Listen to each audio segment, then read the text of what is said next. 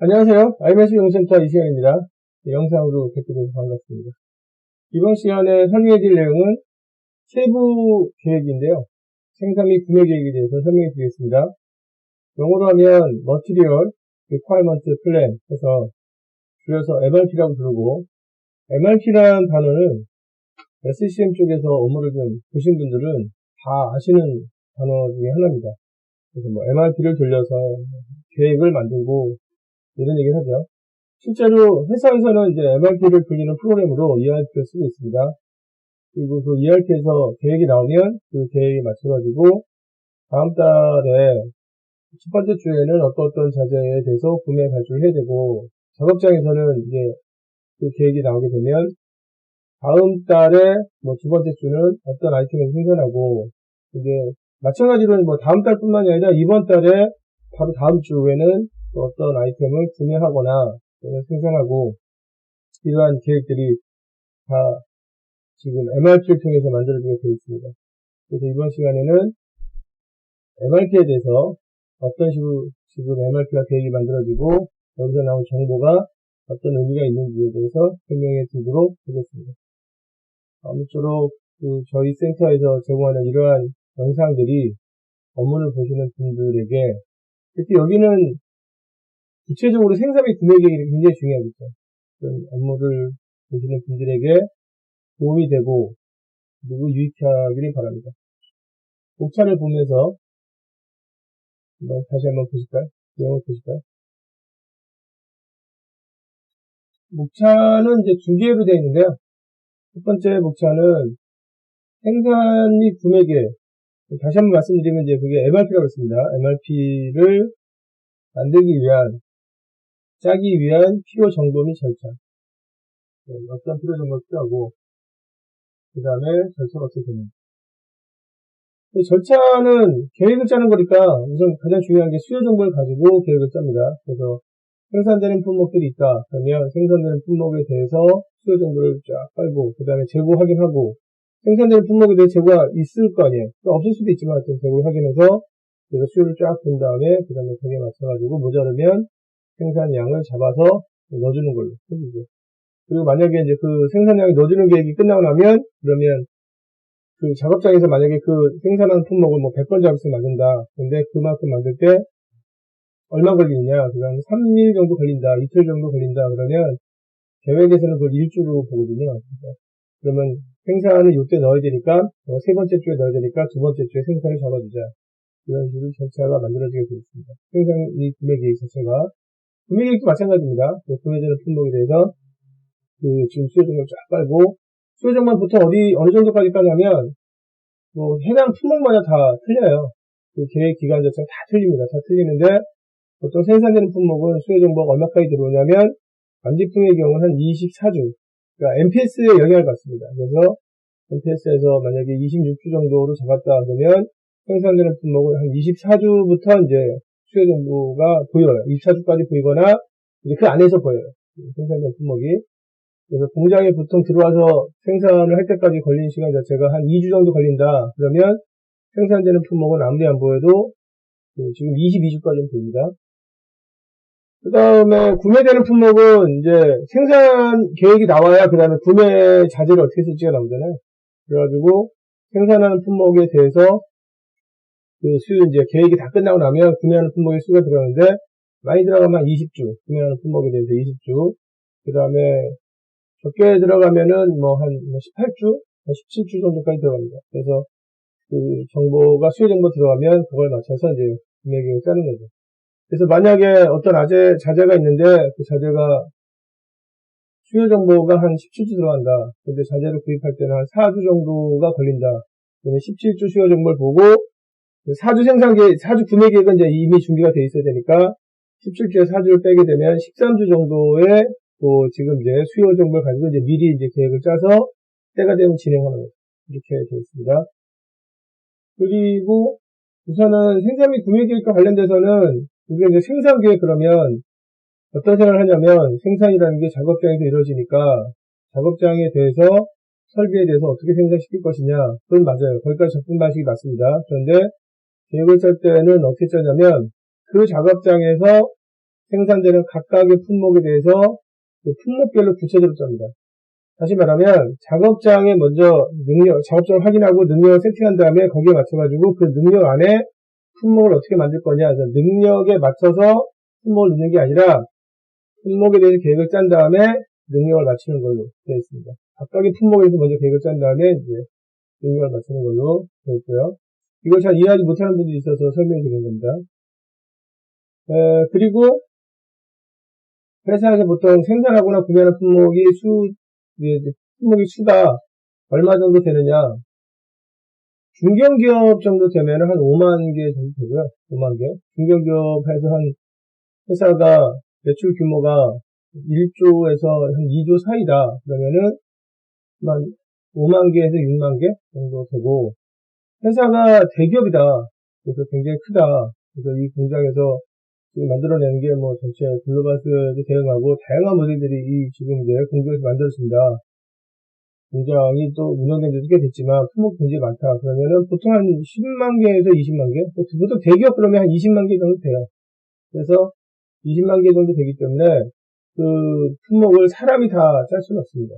그러니까 구매되는 품목이 한 12만 개, 생산되는 한 8만 개 이렇게 돼서 한 20만 개 정도 되기 때문에 그 20만 개 품목에 대해서 다 일의 수요를 계산해서 그 다음에 그거 가지고 공급 계획을 짜고 또 생산되는 품목은 그걸 가지고 또 다시 작업장에 마치고 뭐 이런 과정들을 거쳐야 되는데 그거를 사람이 다 할 수는 없고 프로그램을 가지고 이제 초안을 짠 다음에 그 프로그램의 내용을 보고 담당자가 이제 승인하는 형태가 되어 있고 그 프로그램 이름이 ERP가 되어 있습니다. ERP.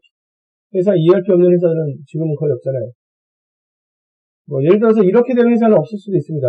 회사가 어떤 회사냐면 우리는 글로벌 기업인데 글로벌 기업이에요. 지금 한번 만들면 전 세계 쫙 뿌리는데 수요가 뭐 어마무지하게 많아요. 그래가지고 한 모델을 딱 출시하면 보통 1년 동안에 파는 게 1000만 대야. 1000만 대 정도 되고 그 다음에 그 1000만 대를 만드는 공장이 굉장히 큰데 그 1000만 대에서 나오는 엔더템 모델 자체가 몇 개밖에 안 되냐면 한 500개밖에 안 된다. 그리고 지금 그 500개 안에 그 1년 수요가 1000만 개이기 때문에 자재도 많이 씁니다. 그래서 공급자가 알아서 다 막 이게 챙겨준다. 그런 회사가 어디가 있겠습니까? 애플 같은 회사가 그렇겠죠. 그런 회사는 엑셀로 짜도 됩니다. 그러니까 애플 같은 경우에는 생산 및 구매 계획 자체가 단순할 수밖에 없어요. 왜냐하면 제품이 굉장히 혁신적이기 때문에 굉장히 많이 나간단 말이에요. 그래가지고 1년에 몇 개 나가냐. 한 500만 개 나간다. 또는 이 제품군이 1000만 개 정도 나간다. 그러면 거기를 위한 라인이 딱 세팅돼서 그 다음에 계속 생산을 하는데 안에 들어가서 보면은 생산 자체는 정말 아주 간결하게 돼 있거든요. 세팅이 잘 돼 있거든요. 그리고 결국 나가는 품목 자체가 이 큰 공장에서 나가는 품목이 어떻게 되느냐. 그래서 한 1000개 정도밖에 안 된다. 그러면 뭐 혼자서 엑셀을 돌려도 되잖아요. 그죠? 둘이서 돌려야 되나? 둘이서 되나? 그렇게 되면은 이제 ERP를 굳이 안 깔아도 되긴 하지만 그렇게 특이한 경우가 어디 있겠습니까? 대개의 경우는 많죠. 모델이. 그래가지고 제품군을 나누고 그 제품군 안에 다시 또 모델들로 쭉 나눴을 때 보면은 엔더아이템들이 생산된 엔더아이템들이 뭐 색상들을 다양해서 몇천 가지에서 보통 몇만 가지가 될 수 있죠. 그렇게 되면은 ERP를 돌려서 써야 됩니다. 그리고 이제 ERP와 관련돼서는 우리가 이제 뭘 만들기 위한 거냐면 MRP를 만들기 위한 건데 MRP에 대해 다시 한번 지금 설명해 드리면 이거를 좀 잘 이해를 못 하시는 분들이 있어가지고 MRP는 영어로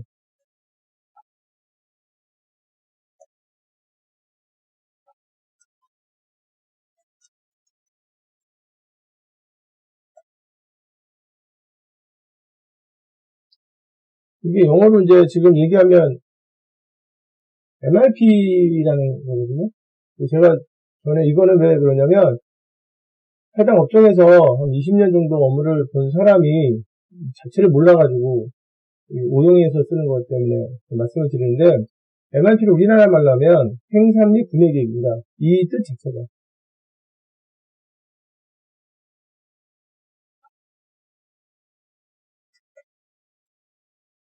그런데 이제 왜 생산 및 구매 계획인데 이 말을 여기 지금 쓸 때, 이 단어를 쓸 때, 뭐 머티리얼, 자재에 대한 리퀘어먼트가 수요 정보거든요. 수요 정보를 만드는 계획 뭐 이렇게 했느냐. 그런데 예전에는 완제품을 만들 때 사용되는 재료에 대해서 구매되거나 아니면은 직접 만들거나 완제품에 들어간 것들 다 재료라고 그랬어요, 재료.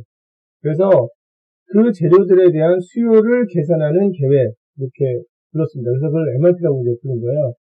그리고 재료들에 대해서 수요를 계산하는 이유는 뭐냐, 그러면, 아니, 이 재료가 생산되는 거든, 구매되는 거든, 재료에 대한 수요를 알면, 그럼 맞춰서 지금 구매하거나 생산할 수 있으니까, 수요를 계산하는 거 아니냐. 그렇잖아요. 그래서 어떤 중요한 재료가 있거나, 아니면 이제 우리가 생산하는 여러 재료가 있는데, 그 재료들의 수요를 다 알면, 한 달에 한 번씩 물건을 일괄적으로 사거나, 아니면은 싸다고 해서 사거나 하진 않을 거 아니에요. 아니면 뭐 작업장에 놓는다고 해서 생산시키고 하진 않을 거 아니에요. 수요를 알면은 그 수요에 맞춰서 구매를 하거나 수요에 맞춰서 생산할 수 있겠죠. 그래서 재료에 대해서 그게 생산되거나 구매되는 품목이든 수요를 계산하는 계획. 그러면 결국 이거를 우리나라 말로 해석하면 지금 수요를 계산해서 뭘 만드는 거냐면 생산 및 구매 계획을 만든다 이건데 제가 그분하고 얘기를 하다가 제가 깜짝 놀랐는데 그분은 이렇게 말하더라고요. 갑자기 아니 지금 저한테 이제 문의를 한 거예요. 어떤 문의한 거냐면 생산 계획을 짜는 방법 중에서 MRP 말고 다른 방법이 없느냐 이렇게 묻더라고요. 그래서 제가 되게 놀랐어요. 아니 그냥 MRP라는 거는 생산 계획 짜는 기법 중에 하나가 아니라 그냥 그 말 자체가 생산 계획이라는 뜻이거든요. 생산 및 구매 계획인데 그래서 생산 및 구매 계획을 짜는 방법이 여러 개 있는 게 아니라 그냥 그 말 자체가 생산 및 구매 계획인데 그거를 짜는 방법이 MRP가 있는데 MRP하고 어떤 게 있느냐, 뭐 JIT 방식은 어떻게 되느냐, 리는 어떻게 되느냐, 뭐 이렇게 얘기하더라고요. 그래서 되게 놀랐습니다. 그래서 왜냐하면 JIT나 리는 계획 방식이 아니에요. 통제 방식이죠. 그냥 계획 짜는 거는 하나밖에 없어요. 작업장에서 구매를 하거나 생산할 때 짜는 계획은 하나밖에 없다고. 그게 이제 MRP고요. 그 MRP에서 지금 짜는 방식은 각각의 품목마다 수요 정보를 보고 이제 공급 계획을 짤 수 있게 해주는 겁니다. 그리고 나중에 이제 실행을 할 때, 그래서 이제 계획이 나왔으면 그 계획에 이제 실행을 할 거 아니에요. 실행을 할 때 JIT 생산 방식이나 조건이 맞으면, 근데 조건이 맞아야 됩니다. 아니면은 뭐 지금 이제 JIT 생산 방식이나 또 그 다른 말로 이제 그거를 뭐 간만 방식, 리인 제조 이렇게 합니다. 그러니까 JIT 생산 방식이 동의어예요, 동의어들. 그래서 그런 방식을 가지고 실행을 하는 거죠. 그래서 그 실행 방법 쓰는 이유는 그렇게 실행을 하게 되면 재고를 적게 가질 수 있거든요. 그래서 만약에 작업장에서 제품을 만들 때 또는 공급자에서 물건을 받을 때 이 JIT 방식이 가능하냐 그러면 그것도 이제 거기에 맞게 MRP가 계획을 쭉 짜주거든요. 그래서 제가 그분하고 이제 얘기를 하는 과정에서 이게 이분이 만약에 회사의 업무를 본 지가 한 3년밖에 안 된 분이다 그러면은 지금 이렇게 교정을 좀 하면 되거든요. 개념을 모를 수 있죠. 개념을 모를 수 있는데, 근데 그분은 제가, 직급 자체가 한 20년 된 분이거든. 20년 된 사람이 그렇게 얘기하니까, 이렇게 되면은 실제로 실무에서, 왜냐면 이제 리더가, 팀을 이끌어가는 리더가 생각이 잘못되어 있으면, 팀원들이 얼마나 힘들겠어요. 그죠? 그래서, 팀원들이 굉장히 힘들겠다. 이런 생각을 한 적이 있었어요. 그래서 다시 한번 이제 잠깐 단어를 가지고 설명을 좀 드립니다. MRP는 생산 및 구매 계획이고, 그 생산 및 구매 계획을 짤 때 필요한 정보가 뭐고, 그 다음에 절차가 어떻게 되고, 이렇게 돼 있어요. 그거를 이제 설명해 드리고요. 그 다음에 두 번째는, 자재 계획의 관리 및, 이 계획의 관리, 그 다음에 계획 담당자 역할. 키워드가 이제 계획 담당자인데, 사실은, 우리가 보통 회사에서 ERP를 쓰는 이유는 품목이 많기 때문이라고 했습니다. 품목이 적으면 그냥 엑셀 짜도 됩니다. 근데 지금은 뭐 회사들이 다 이렇게 공장을 집중화시키고 공장 안에서 사업 단위 아이템을 다 만들고 하기 때문에 공장이 작진 않거든요. 아니면 조그만 이제 지금 라인 하나 몇 개가 기계 몇 대가 하진 않거든요. 각 작업장마다 기계도 쫙 있고 자동차 같은 경우는 기계가 뭐 하나 할 때마다 사용되는 기계 자체가 뭐 몇백 대 이상 되거든요. 그러다 보니까 그 공장 안에 기계가 수천 대예요, 수천 대. 이렇게 이제 생산이 좀 크단 말이에요. 거기서 이제 여러 개가 나오니까 이제 ERP를 돌려가지고 해당 품목별로 이제 초안을 잡으면 그 다음에 플래너가 이제 그거에 대해서 초안에 대해서 지금 승인하는 과정, 조정하는 과정 이런 것들을 거칩니다. 그래서 여기서는 이제 중요한 사람이 누구냐면 계획 담당자, MRP 담당자. 그래서 이 사람을 이제 뭐라고 부르냐면 머티리얼 플래너라고 하죠. 그래서 플래너가 이 계획을 보고, 이거 말고 더 좋은 방법이 있는데, 그러면 계획을 수정할 수도 있고, 그 다음에 계획에 대해서 때가 되면 진행을 시키고, 그러니까 CKM이 알아서 진행시키는 게 아니고, 계획 담당자가 보고 이제 진행을 시키는 겁니다. 그리고 진행을 시키는 과정에서 약간 문제가 생기면 진행을 또 조정하기도 하고, 여러 가지, 또 이제 계획을 짜는 과정에서 문제가 있으면 그 문제를 해결하기 위해서 과제 같은 걸 수행하고, 그렇게 돼 있어요. 그래가지고, 계획이 정말 잘 나오느냐, 안 나오느냐, 이거는 플래너의 역할에 달려 있습니다. 보통 이제 플래너는 계획을 짤 때 세 가지를 지향합니다. 이 사람이 지향하는 게, 첫 번째는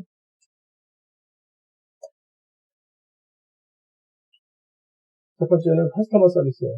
그래서 가능한 한 수요가 잘 충족될 수 있게 각 품목마다 이제 수요가 정보가 들어오게 되면 그 품목의 수요를 잘 충족할 수 있게. 그 다음에 두 번째가 재고를 좀 적게 가질 수 있게. 그래서 S&OP 단위부터 재고에 대한 그 수준이 이렇게 쭉 나오거든요. 그래가지고 2020년에는 재고 수준을 작년보다 얼마 더 줄인다. 그래서 보통 회사는 재고 수준을 꾸준하게 줄이게 되어 있습니다. 그래서 그 실무단에서, 그러니까 이제 플래너가 그 계획을 짜면서 자기가 생산 계획 짜든 구매 계획을 짜든 간에 자기가 담당하는 재고의 타깃이 있어요. 그래가지고 작년보다는 재고는 줄어야 되거든요. 근데 재고가 줄면서 뭐 스타가 생기거나 이러면 안 되거든요. 그러니까 지금 재고를 줄일 때는 꾸준한 노력들이 필요하고, 그다음에 기법들이, 기술들이 필요합니다. 그런데 계획을 짜면서 이 품목에 대해서 재고를 이제 어떻게 좀 줄일 것이냐, 이런 것들을 이제 고려해야 돼요. 그래서 수요를 보고 공부를 하기 때문에 나중에 재고가 어떻게 움직이는지도 같이 볼 수 있거든요. 그래가지고 이제 재고를 어떻게 줄이느냐. 그 다음에 생산자재 같은 경우는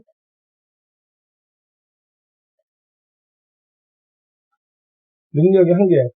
그래서 생산자재는 생산 계획이 이제 나오는 거란 말이에요. 그래가지고 생산 계획이 나오는데 작업장에서 이제 만들게 되면 나중에 다시 취합이 돼요. 그래가지고 100번 작업장에서 만드는 품목이 반제품이다. 그러면 반제품에 대해서 생산 계획이 쫙 나오면 그걸 다 취합해가지고 100번 작업장의 능력이랑 맞춰봅니다. 맞춰보면은 그림이 이제 어떤 식으로 나오냐면 대개는 다 이렇게 나오거든요. 여기가 워크센터 100번이면 기간이 있습니다. 기간이 이렇게 정해져 있어요. 그리고 이제 100번 전체에 캐파가 이렇게 있겠죠. 캐파가 있으면 그 100번 작업에서 만드는 게 뭐냐면 지금 이제 S1부터 지금 이제 지금 20까지 만든다. 사실 이거보다 더 많이 만들 수 있겠죠. 근데 그것들을 그냥 생산기에다 추합하면 작업장의 작업량이 이렇게 떨어집니다. 이런 식으로.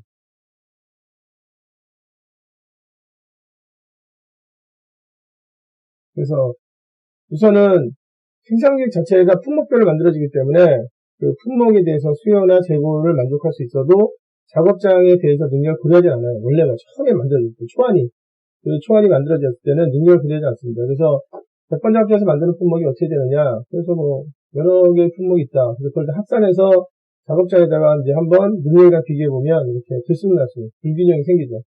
불균형이 생기면 그러면 이제 이쪽에 지금 빈자리가 있으면 요 세 번째 주에 맞는 것들은 이제 빈자리를 넣어주죠.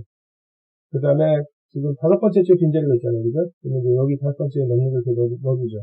넣어주는데, 그래서 이제 다 이렇게 메꿔주죠. 이렇게 메꿔줍니다. 이렇게 메꿔주는데, 근데 이제 이런 것들이 이제 못 넣잖아요. 미리 앞에서 할 수는 없다. 앞에 빈자리가 없다. 그러면 능력을 조정해서 가능한 한 그 능력에 맞게 작업량을 이렇게 맞춰주죠.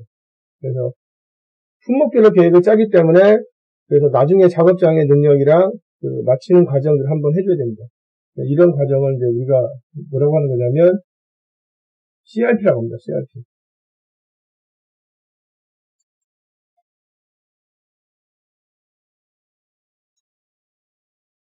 그리고 이제 CRP는 일종의 시뮬레이션이에요. 시뮬레이션 한번 돌려서 생산계획 이렇게 내면 작업장에는 어떻게 되는지. 보통 이제 CRP는 기간이 어떻게 나오냐면 이제 단계예요. 그래서 1주, 2주, 3주, 4주, 5주, 6주, 이렇게 쭉 해서 어디까지 나오냐면 한 13주 정도까지 나옵니다. 작업장에 대해서 13주 정도까지. 그래서 시뮬레이션을 이제 한번 돌려서 지금 이렇게 불균형을 언제부터 파악이 되냐면 13주 됐을 때부터 불균형을 파악해서 그래서 이제 이때는 지금 너무 심하다. 그래서 작업을 생산기를 약간 조정하고 그 다음에 거기에 맞춰가지고 그걸 이제 언제 해야 되냐면 보통 10주에서 13주에서 하거나 10주에서 15주 사이에 해줘야 되는 겁니다. 그렇게 해주고 도저히 안 되면 잔업을 잡는다든가 이렇게 이제 해줘야 돼요. 그래서 플래너가 하는 일들은 굉장히 중요합니다. ERP가 하는 거는 품목이 워낙 많으니까 그 많은 품목에 대해서 한번 계획을 딱 빨리 계산을 해주는 거, 정확하게 더하기 빼기를 해서 계산해주는 거, 그런 쪽에 이제 딱 세팅돼 있고, 플래너는 이제 그걸 받아요. 그래서 내가 지금 담당하는 게 100번 작업장에 대한 생산 계획을 담당하고 있다. 근데 100번 작업장에서 생산하는 품목이, 이 작업에 생산하는 품목이 350가지 정도 된다. 그래서 350가지에 대해서 이렇게 지금 수요는 잘 만족이 되는지, 그 다음에 재고는 너무 좀 많이 가져간 품목이 있는지 없는지를 미리 보는 거죠. 계획이니까, 계획이 아까도 말씀드렸지만 생산과 관련된 계획은 보통 한 20주까지 나오거든요. 그러면 15주에서 20주 사이에 그런 것들을 봐서 조정을 하게 되면 그 조정 때문에 구매가 갑자기 안 된다든가 뭐 이런 일이 생기지 않는단 말이에요. 계획 기간을 너무 짧게 가져와서 8주 있다 바꾼다든가 그렇게 되면 그 다음에 구매는 자재에 영향을 미쳐서 구매 쪽에서는 그게 진행이 안 될 수가 있어요. 그래서 바꿀 수 없을 수도 있습니다. 그런데 이제 이 계획 기간을 잘 활용해서 해당 품목들이 대개는 한 20주까지 나온다. 그러면 15주부터 20주 사이에 이런 이제 조정들을 해야 돼요. 그래서 그 사이에 재고가 너무 많으면 그때 이제 조정을 해서 나중에 자연스럽게 나머지 기간에는 안정된 재고가 될 수 있게 그래서 진행하죠. 그러니까 계획이나 미리 짜는 거잖아요. 그죠? 그리고 이제 능력도 이제 그 기간 동안에 보는 거죠. 그래서 1주부터 한 능력에 대해서 다 모으면 이런 그림이 어디까지 나오냐면 뭐 지금 15주까지 나온다. 그러면 한 능력 조정을 뭐 12주부터 15주 사이에서 가능한 이제 능력에 맞게 쫙 될 수 있게 그렇게 조정해주는 역할, 좋은 계획을 만들어주는 역할은 플래너한테 있다. 그래서 회사는 플래너가 어떤 일을 하는지를 정확히 알기 때문에 요즘에는 플래너들한테 재고를 얼마까지 줄일 수 있느냐, 그리고 작업장의 능력을 얼마큼 최대한 잘 쓸 수 있느냐. 그 능력을 이제 최대한 쓴다는 거는 지금 결국은 작업장의 지금 공장 가동률을 좋게 만드는 거잖아요. 이제 생산을 이제 거기에 맞춰서만 생산해주면 돼요. 생산을 쭉 해주면 됩니다. 해주면 되고. 근데 이제 만약에 생산에서 뭐 불량이 나거나 설비가 퍼지면 어떻게 되느냐. 계획 관점에서 보면은 작업장에서 이제 분량을 내는 부분 있잖아요. 분량을 내는데 분량을 이렇게만 내지 않으면은 좀 차이가 납니다. 그러니까 분량을 어떻게 내지 않으면 되냐면 분량을 안 내는 날도 있고 분량을 100% 내는 날도 있고 이렇게 되면은 계획을 사실은 잘하겠죠. 그게 근데 이제 지금 분량을 낼 때 안 내는 날도 있고 100%다 내는 날도 있고 이런 게 아니라 분량이 조금씩 나와. 그래서 얼마 정도 나오냐면 보통 분량이 한 10 내지 10% 내지 한 15% 정도 분량을 꾸준히 내요. 분량을 꾸준히 냅니다. 분량 자체가. 그러니까 문제가 있어요. 갑자기 문제가 있어가지고 분량을 이렇게 꾸준히 이렇게 낸단 말이에요. 이렇게 되면 계획에서는 크게 이렇게 영향을 받지 않아요. 그러니까 분량을 이렇게 내기 때문에 계획이 짜기 힘들다 하진 않습니다. 그 다음에 두 번째, 설비는 우선 퍼지지 말아야 돼요. 설비는 사실은 퍼져버리면 그냥, 지금 이제 문제가 되는 거니까. 근데 설비가 지금 퍼지는데, 안 퍼지면 좋은데, 근데 설비도 그냥 어떻게 보면 이제 좀 1년에 이렇게 딱 봤을 때 평균 퍼지는 게 좀 있다. 그래서, 100번 작업장이 이렇게 구성되어 있는데, 거기에 이제 기계가 몇 대 있냐면, 지금 이제 기계가 이렇게 한 3대 정도 가지고, 여기서 일하는 사람들이 이제 있어서 작업이 이루어진다. 그래서 이제 물건이 이제 쭉 이렇게, 이제 반제품이 이제 이렇게 XX들이 이렇게 나오는데, 근데 설비들이 좀 꾸준히 퍼지는 게 있다. 그럼 그게 다 이 캐파에 반영이 돼요. 설비 퍼지는 정도가. 그래서 이제 캐파에 반영이 돼서, 그 다음에 이제, 실제로는 이제, 설비 퍼지는 것들이 이제, 능력에 맞춰가지고, 설이 만들어진다면, 이 설이 쭉 만들어진다면. 제가 말씀드리고 싶은 건 뭐냐면, 계획이 본질적으로 안 되는 이유는, 품질 문제나 설비 문제가 영향을 줄 수 있지만, 품질 문제나 설비 문제 때문에 계획이 완전히 다 틀어졌다, 이렇게 되진 않아요. 그냥 그거에 대해서 다 고려를 해서 다 짜요. 그러니까, 이러지는 않은데, 어떻게 하면 되냐면, 품질 문제는 이런 일만 생기지 않으면 돼요. 오늘은 작업을 하다가 100% 다 날렸다. 이런 일은 없으면 되고, 설비 문제는 어떻게 하면 되지 않으면 되냐면, 설비가 3대 있는데, 오늘부터 해서 설비가 갑자기 3대가 다 고장났다. 그래가지고 도저히 생산이 안 된다. 이런 일만 안 생기면 돼. 그러니까, 설비가 고장나긴 하는데, 고장나더라도 한 대 고장났다. 3대 중에 한 대 고장났다. 2대 가지고 걸린다. 뭐 이런 정도의 기록들만 있으면 그러면 이제 될 수 있단 말이에요. 그런데 계획은 어떻게 되면 못 짜냐면 재고 정보, 수요하고 재고 정보를 가지고 계획을 짜는데 지금 재고 정보가 안 맞는다. 그러면 못 짜요. 그리고 또 두 번째가 수요 정보가 안 맞는다. 그러면 못 짜요. 수요 정보가 틀려. 바뀌어. 그래가지고 지난주까지만 해도 100이었는데 수요가 만약에 이게 지금 이번 주가 돼서 뭐 120이 있다든가 이렇게 되면 안 돼요. 수요 정보가 바뀌면 못되고, 그 다음에 재고가 원래 300개 있는 줄 알았는데 실제로 와서 보니까 지금 299개다. 하나는 없다. 그러면 계획이 다 틀어져요. 완전히 다 틀어져요. 완전히. 그래서 우선은 계획에서 되게 열심히 노력하는 게 뭐냐면 어떻게 하면 수요 정보가 바뀌더라도 지금 이게 직접적 영향을 미치는 기간 안에서는 바뀌지 않게 할 것이냐, 뭐 이런 노력들을 많이 합니다. 그래서 그런 노력들 때문에 개발에서 쓰는 게 뭐냐면 MPS예요. MPS.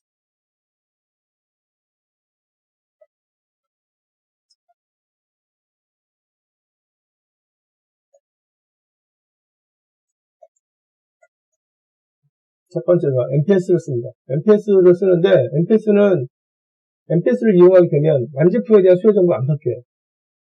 그럼 완제품에 대해서 수요 정보를 받게 하는 요인이 뭐냐 그러면 러시워드거든요. 근데 러시워드가 어떻게 들어오든 간에 MPS를 안 바뀌어요. 수요 정보를 MPS 쓰게 되죠. 그거에 대한 설명은 뭐 이전 영상에서 설명을 드렸습니다. 그래서 이제 MPS를 쓰고요. 그래서 ERP를 잘 돌릴 때는 그 전에 APS라고 사전계획을 먼저 돌려요. 근데 그 사전계획에서 만들어진 게 MPS예요. 그래서 MPS가 들어가게 되면 그러면 이제 괜찮습니다. 그 다음에 두 번째는 이제 재고 정보 흔들리면은 이게 사실 계획에 답이 없거든요. 그래서 지금 재고 정보 흔들리게 될 경우는 그 재고 정보를 정확하게 맞추기 위해서 뭘 하는 거냐면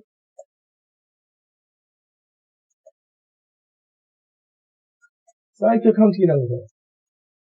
이걸 통해서 뭘 달성하려고 하는 거냐면 재고 정보에 대한 정확성. 그래서 지금 ERP 체계에서 뭐 지금 이제 보통 ERP를 깔고 돌리는 그 기간 자체가 20년 정도 됐기 때문에 사람들이 이제 정보를 가지고 일을 하거든요. 구매 계획 정보를 가지고 구매를 하고 생산 계획 정보를 가지고 생산을 합니다. 지금은 그냥 막 싸다고 해서 하거나 아니면 공장에서 기계가 노니까 줄이고 이렇게 하지 않습니다. 그래서 이제 계획 정보를 가지고 하는데 정보를 가지고 할 때 이 생산 계획이나 구매 계획을 돌리기 전에 발전하는 시스템이 뭐냐면 MPS나 그 다음에 사이클 카운팅 같은 것들이 발전합니다. MPS 쓰는 이유는 수요 정보를 안 바뀌게 하기 위해서. 그 다음에 사이클 카운팅은 재고 정보에 대한 정확성 때문에 그렇습니다. 물론 이제 그 작업장에서 이런 품질 문제라든가 설비 문제도 중요하긴 하죠. 근데 아까도 말씀드렸지만 만약에 품질을 분량을 내는데 작업장에서 분량을 낼 때 이렇게만 안 내면 돼요. 어떤 날은 5% 분량 내다가 어떤 날은 85% 분량 내다가 이렇게 도저히 품질 수준에 대해서 수율에 대해서 도저히 파악하기가 어렵다. 너무 심해서 그렇게만 안 하면 그러면 그건 계획에다 넣어서 반영할 수 있어요. 두 번째 설비 문제. 설비는 어떤 날은 세대가 쌩쌩하다가 어떤 날은 세대가 다 퍼지다가 어떤 날 또 두 대 퍼지다가 또 쌩쌩하다가 이렇게 된다. 그렇지만 않으면 그래서 평균적으로 설비 관리가 어느 정도 안정화돼서 설비가 퍼지더라도 한 대 정도 퍼지고 그 다음에 이런 것들이 이제 그 두 대 정도 항상 꾸준하게 쓰는 그런 작업장이다. 아니면 여기 설비가 예를 들어서 5대 정도 있는데 5대 중에서 아무리 안 돼도 항상 3대 정도 들어갈 수 있는 그런 작업장이다.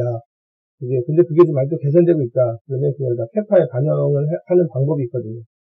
품질 문제는 작업량, 일회 생산량에 반영하는 방법이 있거든요. 그래가지고 그런 걸 가지고 해결하면 되는데 수요 정보가 갑자기 확 변한다든가 아니면 재고 데이터가 지금 안 맞는다든가 그러면은 답이 없어요. 답 자체가 없습니다. 그래서 수요 정보를 바뀌지 않게 하려고 노력하고 그리고 그 다음에 재고 정보를 정확하게 맞추려고 노력합니다. 그래서 재고 정보를 정확하게 맞추게 하기 위해서 그래서 이제 노력하는 것들이 지금 사이클 카운팅이 되겠습니다. 그래서 이제 이번 시간에 제가 설명해드릴 내용은 얘기가 좀 약간 또 길었네요. 길었는데 설명해드릴 내용은 생산 및 구매 계획 짜는 거하고 그 다음에 계획 감당자가 어떤 역할을 하는지에 대해서 설명해드리도록 하겠습니다.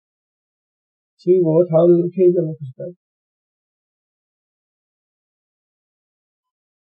다음 페이지 보시면 이게 다음 페이지 보기 전에 이 지금 내용을 이해하시려면 선행학습을 좀 하셔야 됩니다. 이 선행학습을 안 하면 내용을 보시기가 어렵습니다. 그렇기 때문에 여기 있는 내용을 이제 보셔야 되는데, 우선은 선행학습은 영상으로 지금 보셔야 되고요. 영상으로 다 준비가 되어 있으니까, BOM에 대해서 보셔야 되고, 그 다음에 품목별 제어관리, 품목별 제어관리에 대해서 보셔야 됩니다. 여기 이제 사이트 주소 있으니까 여기 주소를 클릭하셔서, 그래서 보시기 바랍니다. 지금 이제 제가 제공하는 영상 안에 다 이루어져 있습니다. 그 다음에 생산 기준계획, 이걸 어떻게 짜는지, 이거를 이제 공부를 하신 다음에, 그 다음에 여기 있는 내용을 보시게 되겠습니다. 만약에 여기 있는 내용 이제 여기 선행학습을 안 하시면은 나중에 자꾸 이거 교육을 지금 영상을 보고 나서 그 다음에 이제 교육을 받으시겠죠? 받으신 건데 받으시고 나서 자꾸 의문점이 생겨요. 아니, 이렇게 될 수도 있는 건데 뭐 그런 의문점들이 생겨요. 근데 이제 이런 선행학습을 거쳐야 그다음에 이런 조건을 먼저 세팅이 된 상태에서 생산 및 구매 계획이 돌아가는구나 라고 이해하시면은 지금 우리 회사가 지금 생산 및 구매 계획이 자꾸 흐트러져요. 흐트러진다는 얘기는 뭘 가지고 보시면 되냐면 긴급 주문이 계속 떨어지는 걸 보면 아십니다. 보통 이제 계획대로 하게 되면 긴급하게 일을 하지 않을까요? 그런데 막 자재가 막 급하게 필요하고, 자재 급하게 왜 필요하겠습니까? 생산 계획이 바뀌어서 그런 겁니다. 생산 계획이 왜 바뀌겠어요? 수요 정보가 직접 공장으로 들어오니까 생산 계획이 바뀌는 거예요. 다시 말하면, 고객 주문 정보가 지금 들어와서 그거 가지고 공장에서 맞추려고 하니까 생산 계획을 바꿔야 되고, 생산 계획을 기본적으로 이제 지금 바꿔야 되니까 구매자 계획이 바뀌는 거죠. 그러니까 항상 다 급해지는 거죠. 그런데 그렇게 하지 않으려고 이제 지금 미리 인프라를 만드는데 그 인프라 관련된 내용들이 지금 2번, 3번 뭐 이렇게 되어 있습니다. 2번, 3번, 1번, 2번, 3번 이렇게 있어요. 그래서 먼저 이제 선행학습을 하신 다음에 이 내용을 보시기 바랍니다.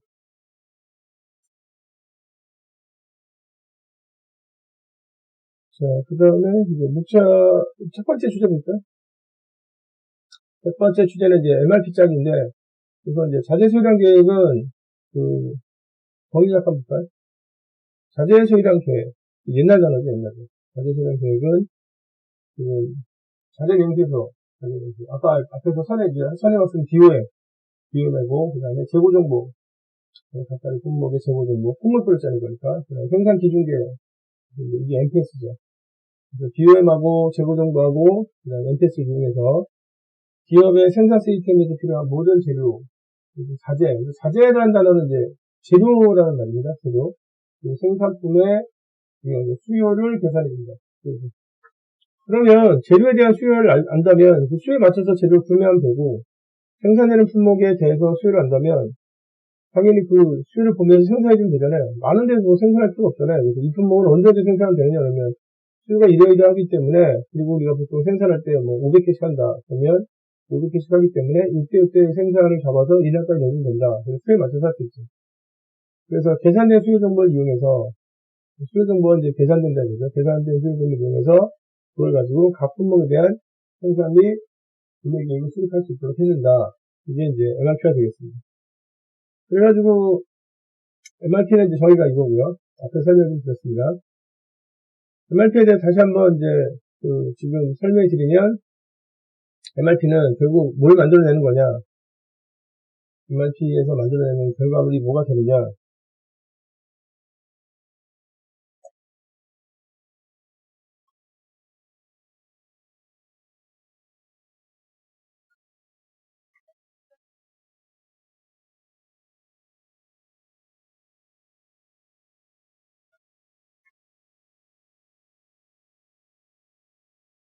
MRP는 계획을 만들어내는 겁니다.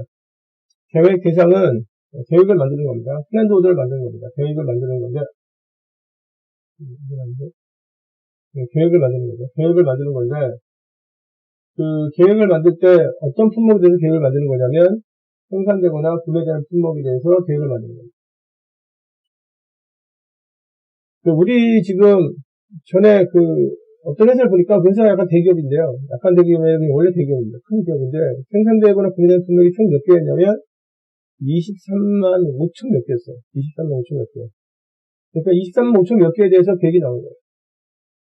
근데 이제 아이템이 그 정도 꽤 되잖아요. 23만 5천 몇 개 되잖아요. 한 23만 개 정도 되잖아요. 그러면은 어떤 아이템들이 있냐면 이번 주까지만 쓰고 다음 주에서도 바뀌는 아이템들이 생겨요.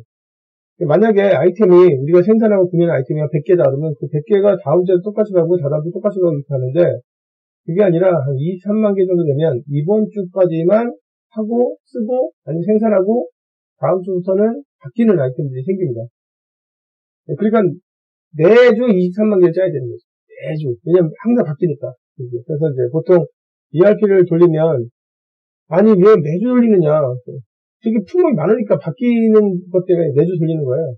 그래서 그거에 대해서 아주 구체적으로 그 계획을 짜는 게, 그래서 계획을 짜서 지금 이제 언제 생산을 해야 된다, 언제 구매를 해야 된다, 이걸 만드는 게 MRP가 되겠습니다. 그리고 이 MRP 들을 땐 당연히 이것 때문에 제일 먼저 필요한 정보가 뭐가 있어야 되냐면 BOM이 있어야 돼요. BOM도 이제 잠깐 써드리면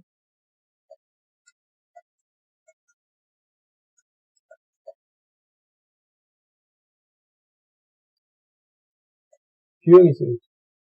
BOM이 이제 있으면 뭐가 보이냐면 우리는 생산할 때 이 품목을 쓰고 그 다음에 이 품목을 생산할 때는 이 재료를 쓰는구나 이게 나오죠. 그래서 BOM이 이런 겁니다. 예를 들면 우리는 A1을 여기 만든다. 그러면 A1을 만들 때 어떤 재료를 쓴다. 그 재료가 보이는 게 BOM이에요. 그래서 M1 자재를 쓰고 그 다음에 B를 쓴다. M1 자재는 2개 쓰고 B는 하나 쓴다.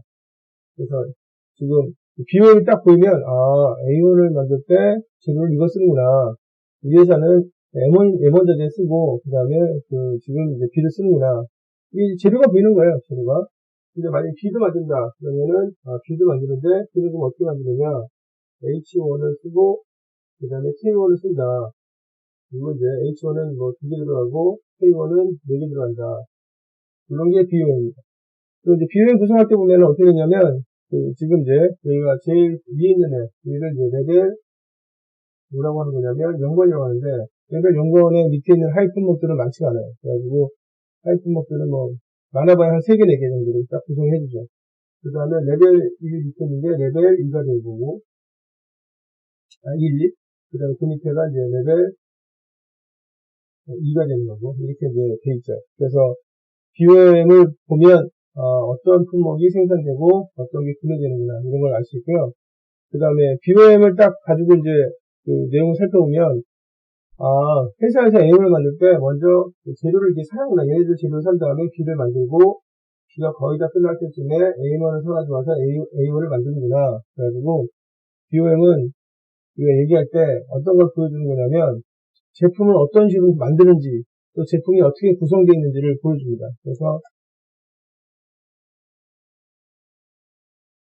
BOM의 이제 정의가 이제 이거죠. BOM은 특정 완제품 만들 때 어떤 재료들을 몇 개 쓰는지를 보여주는 게 BOM인데 굉장히 중요한 정의예요. 그리고 이제 그거를 영어로 얘기하면 제품이 어떤 식으로 구성되는지, 제품이 이제 어떻게 구성되는지를 보여주는 게 BOM이 되겠습니다. 그래서 우선은 뭐 생산 계획 짤 때, 이런 생산 및 경영을 짤 때 첫 번째 필요한 정보가 BOM이고요. BOM이 나오면 자연스럽게 어떻게 알 수 있냐면 공장이 어떻게 생겼는지도 대충 알 수 있습니다. 공장은 사실은 뭐 복잡하지 않아요. 공장은 뭐가 복잡하냐면 공장 안에서 쓰는 기계가 복잡한 거지 별난 기계들 많거든요. 그런데 공장 자체는 복잡하지 않습니다. 만약에 보통 외부인들, 그러니까 이제 외부에 있는 사람들로서 그 공장을 가서 우리 회사의 공장이 또는 우리 회사의 생산하는 방식이 잘 되는지 안 되는지 보는 아주 쉬운 방법은 뭐냐면요. 그 공장에 좀 2층 정도나 3층 정도 가서 공장을 딱 내려봤을 때 한눈에 그 활동이 딱 보이면 그 공장은 정말 세팅이 잘 된 거예요.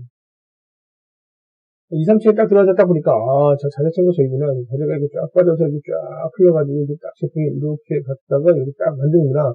이게 좀 이제 왔다리 갔다리 하지 않고 이렇게 자연스럽게 흐르는구나. 뭐 이렇게 아니면 이 구역이 이렇게 나눠져가지고 저 구역에서 만든 건 이렇게 들어가고 또 저 구역에서 만든 건 딱 이 흐름이 딱 보이면 그러면 이제 공장의 세팅이 정말 잘 된 겁니다.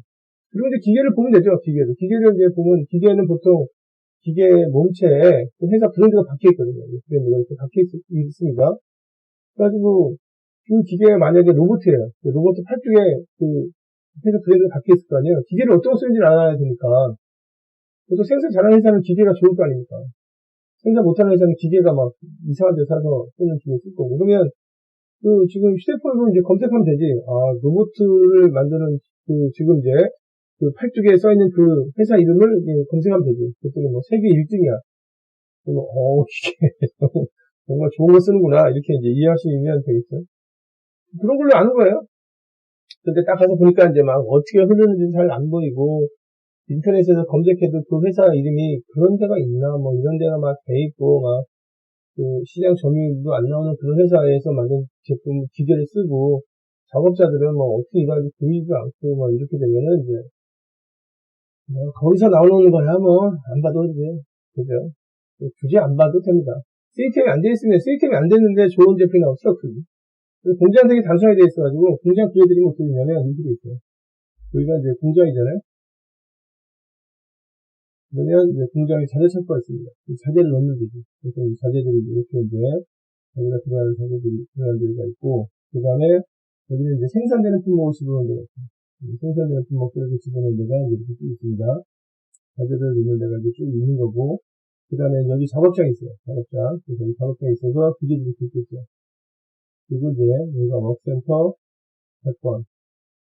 그러니까 여기도 이제 지금 작업장이 있겠지. 워크센터 200번. 그리고 200번에서 하는 이제 그 기능에 맞게 이제 기계들이 이렇게 준비가 되어 있겠죠.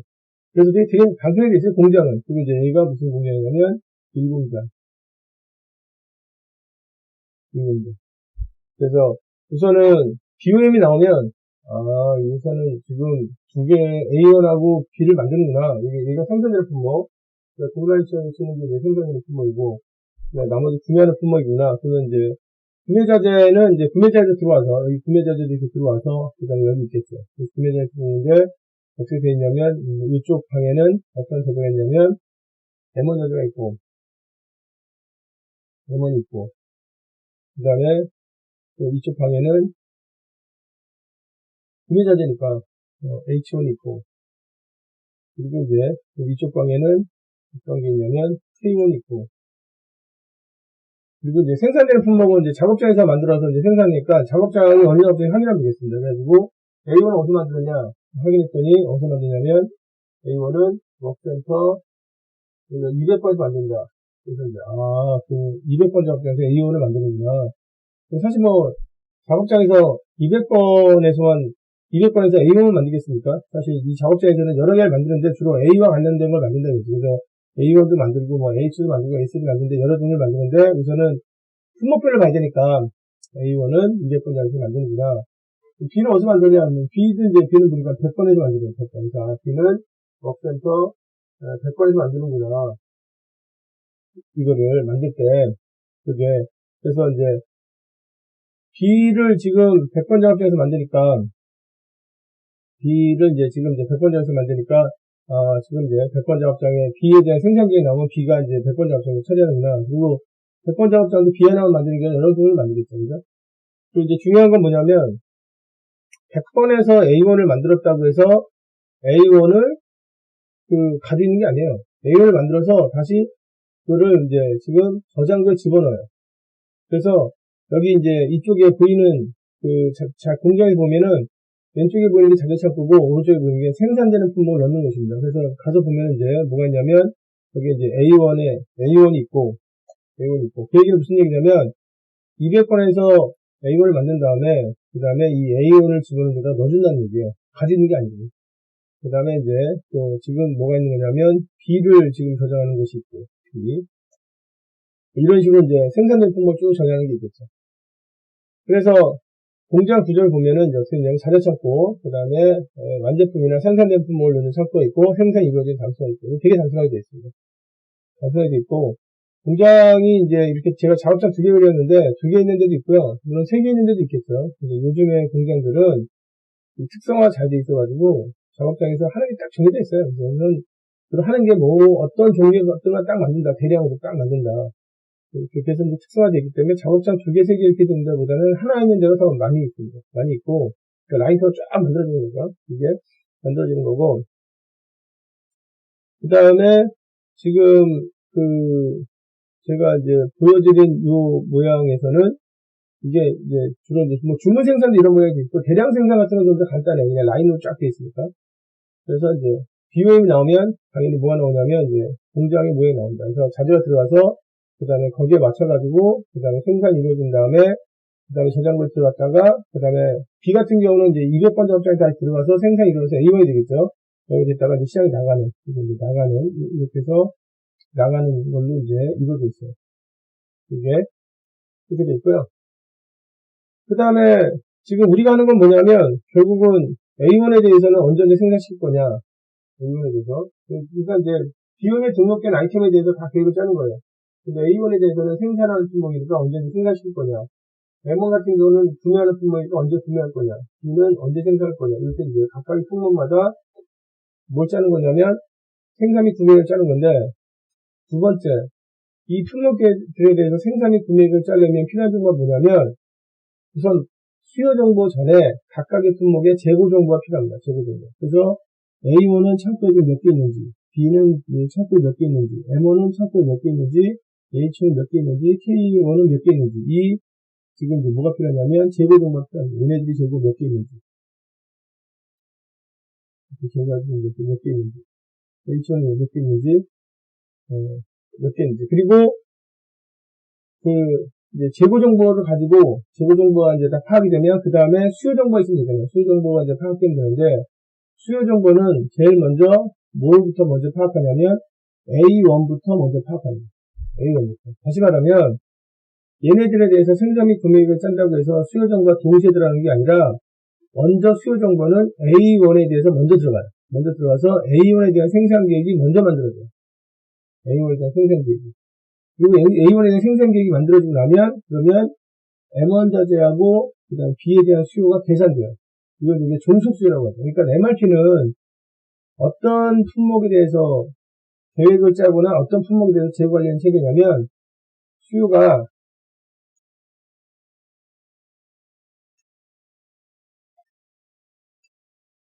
종속 수요 품목에 대해서 계획을 짜는 그런 시스템입니다. 시스템 자체가. 그래서 B하고 M1은 그러면 수요 정보 어떻게 파악할 거냐 그러면, 아니 비용에서 딱 보면은 B하고 M1은 A1에 쓰이니까 A1에 대한 생산 계획만 나오면 자연스럽게 계산되는 거 아니냐. 그러니까 자동차에 들어가는 타이어는, 지금 이제 자동차 만들 때 들어간 타이어는 그 자동차를 몇 대 생산할 것이 생산 계획이 나오면 타이어 수요가 나오는 거잖아요. 종속 수요니까. 똑같은 거 아니냐. 그래서 여기도 마찬가지로 지금 B하고 M1의 경우에는 재고 파악됐으니까 그러면 계획을 짜면 되는 거 아니냐. 근데 A1에 대한 생산 계획이 나오기 전에는 못 짭니다. 마찬가지로 지금 H1하고 K1 있잖아요. 여기 밑에 있는 품목들 중에서 H1하고 K1. H1하고 K1 같은 경우에는 B에 대한 생산 계획이 나와야, 그래야 기간별로 H1하고 K1을 몇 개씩 생산할 때 쓰겠구나. 그래야 수요 정보가 나와야 이제 그 계획을 짤 수 있어요. 그러니까 동시 짜는 게 아니라 레벨 0번부터 먼저 계획이 나와야 그 다음에 그 레벨 0번의 생산 계획을 가지고 레벨 1번에 넣어줘요. 그러면 레벨 1번 쪽에서 다시 이제 구매 계획이나 생산 계획을 짜고, 레벨 1번에 생산된 품목의 경우는 다시 그거를 레벨 2에 수요 정보 때 계산할 수 있게 넣어줘요. 정보를 넣어주면 레벨 2에서 짜고, 이렇게 되어 있습니다. 순서가. 그래서 MPS하고 좀 다른 게 뭐냐면, MPS는 공장에서 센터에 넣어주는 계획이기 때문에 동시에 한번 딱 짜거든요. 근데 여기 ERP는, 그러니까 MRP는 어떻게 되냐면 종속성이 있어요. 이 종속되는 품목이 있기 때문에 우선은 먼저 레벨 0에서 계획이 나와야 레벨 1 쪽에 수요 정보를 넣을 수 있습니다.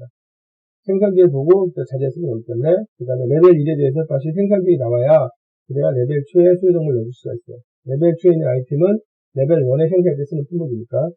그래서 이제 생산할 때 한 번에 쫙 되는 게 아니라, 이제 순서가 있습니다. 순서가. 그래서 수요 정보는 이제 지금 재고 정보 다 확인하면 이제 수요 정보 필요한데, 수요 정보는 뭐만 확인하냐면 우선 먼저 A1부터 짜야 되고, A1 짜야 되고, A1에 짜기 위해서 수요 정보가 파악되는데, A1의 수요는 뭘 가지고 지금 파악할 수 있냐면 MPS 정보를 가지고 파악할 수 있습니다. 왜냐면 공장에서 나오는 완제품은 그게 거래처로 가는 게 아니라, 우리 대리점이나 총판으로 가는 게 아니라 우리 물류센터로 가서 거기 물류센터에서 주문받은 대로 대리점이나 총판으로 가는 거거든요. 그렇기 때문에 MPS 정보를 다 취합하게 되면, 그러면 A1에 대한 수요가 나올 수 있어요. 그 A1의 수요까지 이제 나와 있는 상태가 지금 이제 그림에서 보면 다음 것 같습니다. 여기는 이제 비용을 잠깐 지워드리고요. 잠깐 지정해보겠습니까? 요게 이 테이블입니다. 그 테이블은 이제 그 기간별로 이렇게 정리를 한 거고, 기간별로 이제 정리해서 이 기간별 정리한 거를 TQP라고 그랬죠.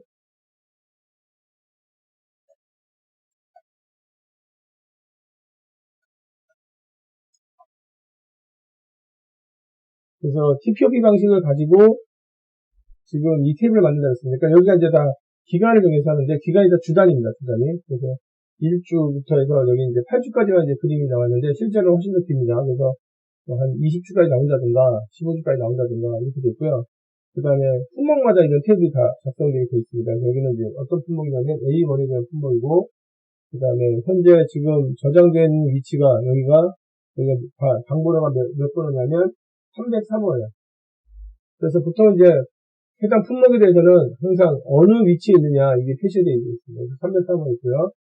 그리고 일회 입고량은 얼마냐면 1,500개. 일회 입고량인데, 입고량은 영어로 하면은 이 입고량을 영어로 하게 되면 이게 랏사이즈입니다.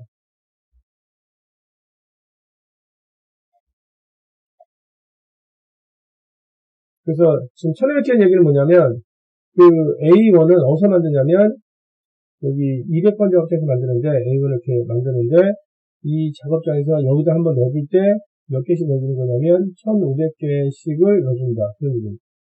그러니까 작업을 해야 하는 양은 1,500개 양이 아닐 수도 있어요. 그런데 1,500개를 지금 한번 넣어준다. 입고량이. 그래서 지금 이제 작업장에서는 아까도 말씀드린 것처럼 자기가 생산하는 거지, 생산하고 자기가 죽이는 게 아니라 있잖아요. 생산해서 그 다음에 303을 넣어주는데, 303을 넣어줄 때 기본적으로 한 번에 넣어주는 양이 1,500개. 만약에 이제 더 수요가 많이 필요하다 그러면 뭐 3,000개 이렇게 이제 넣어주겠죠. 그래서 이제 보유재고 1,500개는 이제 락사이즈고, 그 다음에 그 밑에 있는 정보는 뭐냐면 보유재고량입니다. 여기 있는 다 정보인데, 보유재고량은 이제 영어로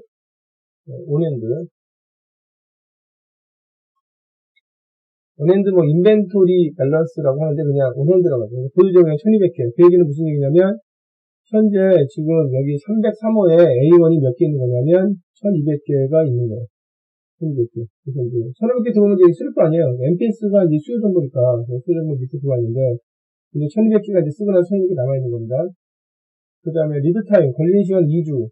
2주라고 하면은 이 작업장에서 1,500개를 만들 때 걸리는 시간이 2주 정도 걸린다는 겁니다. 그러니까 뭐 5일 넘어서 걸리는 거죠. 6일, 7일 이렇게 걸리면 2주도 잡을 수 있고, 10일 걸리면 딱 2주. 이렇게 될 수 있습니다. 그 다음에 안전재고는 이제 셀프티 스탁이죠.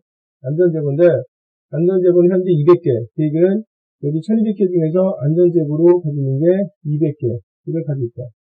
있는데, 여기 안전재고는 그냥 계산 때문에 안전재고가 있는 경우도 있고 없는 경우도 있기 때문에 계산 때문에 안전재고를 넣은 거고요. 계산용으로 넣은 거고, 보통 A와 엔드 아이템이면 이 아이템 자체가 서비스 센터에서 쓰이기 전에는 서비스 센터에서 받는다 하면은 안전적으로 설정할 수 있지만, 그냥 순수하게 원래 그 중앙 공급지, 센트럴 서플라이가 간다, MPS 서버에 의해서 간다 그러면 안전적으로 주지 않습니다. 그래서 MRP에서는 원칙적으로는 안전재고를 안 주는 경우가 훨씬 많습니다. 안전재고를 주는 경우는 세 가지 경우에만 줍니다. 예외적으로. 그러니까 MRP에서 안전재고를 주지 않아요. 근데 수요가 계산돼서 들어오니까, 그리고 계산돼서 지금 이제 하이품목도 계산돼서 나가니까. 근데 안전재고는 세 가지 경우가 됩니다. 첫 번째가 뭐냐면, 서비스 센터에서 쓰는 아이템. 그게 부품일 수도 있고 안제품일 수도 있거든요. 근데 이제 여간에 서비스 센터에서 쓰는 아이템. 두 번째는, 그게 긴급하게 들어올 수도 있거든요. 근데 지금 이제 두 번째는 생산에서 분량을 많이 내는 아이템. 분량이 있는 아이템. 품질 문제. 근데 여기 같은 경우는 분량이 좀 있거든요. 분량이 이제 작업장에서 할 때, 지금 200번 작업장에서 분량 한 10% 정도 된다. 이렇게 돼 있거든요. 10% 정도 될 때. 분량이 있는 아이템. 세 번째는 리드타임 지나치게 낀 구매자들. 그래서 리드타임 얼마 정도 되느냐. 그래서 리드타임이 한 6주 정도 된다. 그러면 주문하고 나면 한 달 반 만에 들어온다는 얘기고, 6주니까 6주 그 정도 되는데, 그 정도 되면 날씨에 영향을 받을 수도 있고, 6주 사이에 예상치 못한 일이 생길 가능성이 많아요. 그래서 리드타임이 굉장히 긴 아이템의 경우는 안전적으로 줄 수 있습니다. 그런데 일반적으로 그럴 경우가 아닌 이상에는 안전적으로 주지 않습니다. 그래서 이제 품목 A1 같은 경우는 완제품이고, 그 다음에 여기 안전지역을 설정한 건 뭐냐면 계산 때문에 하는 겁니다. 그리고 지금 품목 A 같은 경우는 서비스 파트로 쓰인다 하더라도 센터로 들어오거든요. 근데 이제 가끔가다 어떤 경우가 있냐면 서비스 파트로 쓰이는 경우에는 이런 경우가 있을 수가 있어요. 서비스 센터에서 주문을 할 때 보통 주문하는 양이 한 100개씩 있는데 갑자기 1000개 할 때 이럴 때가 있거든요. 가끔가다. 그럴 때 이제 지금은 흔들릴 수 있어요. 그래서 이제 안전제고 같은 것을 쓸 수가 있습니다. 예외적으로 안전제고는 예외적으로 쓴다. 그래서 재고 정보가 있는 거고, 그리고 재고 정보가 들어가 있는 거고, 그리고 그 다음에 그 재고 정보에 대해서 이제 지금 작업장은 200번 작업장 생산하는 거고, 작업장에서 만들 때 10% 분량을 내는 거고, MPS가 이제 나왔어요. MPS가 나와서 첫 번째 주에 350, 두 번째 주에 250, 세 번째 주에 550, 그 다음에 네 번째 300, 다섯 번째 500, 여섯 번째 350, 일곱 번째 150, 여덟 번째 지금 200 이렇게 됐고요. 그 다음에 지금 재고정보 보면은 입고량은 1500개, 다시 한번 정리해 드리겠습니다. 그 다음에 두 번째가 보유재고량은 1200개, 리드타임은 2주가 되겠고, 안전지원 200, 출고 예정량이라는 게 있는데, 출고 예정량은 지금 현재 가지고 있는 게 1200개인데, 오늘이나 내일 사이에 짧은 시간 안에 나갈 양이 100개가 있다는 얘기입니다. 이거는 영어로 하면 어떻게 얘기해 주냐면, allocation이라고 합니다. 그래서 출고 예정량은 지금 있지만 오후에 나갈 수도 있고 그냥 금방 나가요.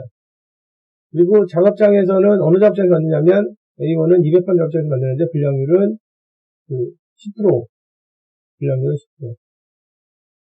이런 정보가 이제 재고 정보 들어가 있고 수요 정보 들어가 있습니다. 그러면 여러분들이 현재 A1에 대해서는 재고 정보도 몇 개인지 알고 수요 정보도 알게 되니까 자연스럽게 A1에 대한 계획을 짤 수 있죠. 그리고 A1에 대한 계획이 나와야, 그래야 이제 B에 대해서, 그 다음에 M1자리에 대해서 수요 정보를 계산할 수 있죠. 그래서 이쪽에 약간 지저분하니까 여기 약간 지우고요. 이쪽은 지우고, 이제 재고정보 다 설명해 드렸으니까. 여기 물건 나가는 거는 MPS에서 나가고. 자, 계획을 한번 짜보도록 하겠습니다. 현재 가지는 거는 1200개 가지고 있죠. 1200개 가지고 있고, 1200개 중에서 조금 있다가 몇 개가 나갈 예정이냐면 100개가 나갈 예정입니다. 얼로케이션 그런 값이라고 했어요. 지금 가지고 있지만 바로 좀 이따 나갈 거예요. 그러면 좀 있다가 얼마나 되겠어요? 1100이 되겠죠. 좀 이따 나갈 테니까. 근데 그게 어디서 나가는 거냐면 온핸드에서 나가니까. 얼로케이션은 결국 나중에 어디서 빼게 되냐면 온핸드에서 빼게 돼 있어요. 값을 온핸드에서 빼는 겁니다. 그래서 좀 있어 1100개 되고, 그 다음에 이번 주에 몇 개 나갈 예정이냐면 300개 가지고 있는데 350개가 나갈 예정입니다. 그러면 얼마가 되는 거냐면 750이 되겠죠. 두 번째 주는 이제 750개에서 다시 250개 나갈 예정입니다. 그러니까 아직 안 나간 거예요. 네, 나갈 예정이라는 거죠. 두 번째 주에. 그러면 500이 되겠죠. 그다음 세 번째 주는 550이 나갈 예정입니다. 그러면 500개 있으니까 모자르죠. 근데 이제 모자른데 몇 개 모자르냐? 50개 모자른데, 그런데 항상 안전적으로 200개가 있어야 되거든요. 그래서 여기는 250개가 모자르다고 나옵니다. 이런 걸 우리가 이제 뭐라고 하는 거냐면 순소량의 계산, 그러니까 필요한 양을 계산이라고 한다는데, 이걸 하는데 이걸 뭐라고 하는 거냐면 네트라고 해요. 네트. 그래서 이제 세 번째 주에는 250개 모자르구나. 이게 순정의 계산이에요. 그러면 200개가 이제 지금 250개 모자르다. 그러면 여기에 모자른 타이밍이 언제 모자른 거냐면 세 번째 이제 물건 모자른 거죠. 그러면 물건이 언제 들어가면 되겠습니까? 세 번째 들어가면 되겠죠. 세 번째. 모자랄 때 들어가면 되잖아. 그래서 한 번 집어넣을 때 몇 개 집어넣은 거냐면 1500개 집어넣으니까 세 번째 주에 1500개 집어넣으면 되겠다. 이렇게 되는 거죠. 그럼 세 번째 주에 1500개 들어오면 두 번째 주 말에 500개에서 2000개에다가 550이 빠지는 거 아니에요. 그죠? 그러면 1450이 되겠죠. 계산하는 방식이 앞에서 영상을 보신 분들은 금방 알겠지만 MTS 계산하는 방식이 똑같습니다. 그리고 이제 그 다음에 다시 300개 빠지죠. 300개 빠지면은 1150이 되고, 또 500개 빠지면 650이 되고, 350 빠지면 300이 되고, 그러면 일곱 번째 주에 150개 빠지면 150개 남으니까 여유가 있는 것처럼 보이나 안전적으로 200개가 있어야 돼요. 안전적으로 200개 있어야 되기 때문에 이때 모자른 거죠. 몇 개 모자른 거냐면 150개밖에 안 남으니까 결국 50개가 모자란 거죠. 그러면 50개가 모자르면 다시 이제 7번째 모자란 게 나왔어요. 7번째. 그러면 다시 7번째 물건 넣어주면 되죠. 작업장에서는 모자랄 때만 넣어주면 돼요. 넣어줄 때 기본 지금 입고량이 1500개니까 1500개를 넣어주면 되겠죠. 그러면 계산하는 게 1650이 되겠죠. 1650에서 다시 200이 빠지니까 1450. 이렇게 해서 이제 계산에 의해서 언제 넣어주는 거냐면 수요를 보니까 세 번째 모자르고 일곱 번째 모자르고 이런 식으로 해서 지금 이제 쭉 해서 이제 모자란 숫자가 나오면 그때 200번 작업장에서는 A1을 만들기 때문에 200번 작업장에서는 이 모자랄 때 넣어주면 되고 모자라는 이제 지금 이제 넣을 때 한 번 입고량은 1500개니까 1500개씩 넣어주면 됩니다. 이렇게 이제 계산하면 되겠습니다. 계산되고 그 다음에 두 번째 지금 이제 이거는 입고 계획이에요. 입고 계획. 그러니까 작업장에서 생산을 해서 언제까지 넣어주면 되느냐. 당연히 모자란 시점을 계산하는데 그 계산하는 방식이 매팅이고 매팅을 가지고 그 다음에 이제 시점이 나오면 그때 넣어주면 돼요. 이제 중요한 건 그러면 그때 넣어주려면 생산을 언제 시작해야 되느냐. 생산을. 그래서 이제 작업장에서는 요때 이렇게 넣어주면 된다. 3주, 7주 언제 넣어주면 된다. 그러면 작업장에서 생산을 언제 들어가야 되느냐. 언제 들어가야 되느냐. 그게 생산 지시 계획이에요. 생산 지시계획. 그러니까 생산 입고 계획이 나온 다음에 입고 계획을 가지고 그 다음에 생산 지시계획이 나오는 겁니다. 생산 지시계획이 나오는데 2주 걸린다네요. 2주 걸리게 되면 당연히 세 번째 주에 지금 그 물건 넣어주는 거는 세 번째 물건 들어가려면 2주 전에 해야 되잖아요. 그럼 당연히 1주에 생산을 해야 되죠. 그러니까 3주에서 2주를 빼서 리턴 2주를 빼서 이번 주에 1주를 잡히는 거죠. 그 다음에 7주에 지금 보내줘야 된다면 7주에 보내주려면 2주 전에 생산하면 되죠. 굳이 7주에 보내줄 거를 3주나 4주에 할 필요 없잖아요. 그래가지고 특별히 문제가 있으면 이제 그렇게 할 수 있지만 그래서 7주에 부족하게 되면 그러면 이제 2주를 빼서 이제 5주에 생산을 시키면 된다. 이렇게 해서 리드타임만큼을 빼서 생산 지시계획, 그러니까 작업장에 언제 지시하면 되겠다 이런 생산 계획이죠. 사실 생산 지시계획을 만드는데 그거를 우리가 뭐라고 하는 거냐면 두 번째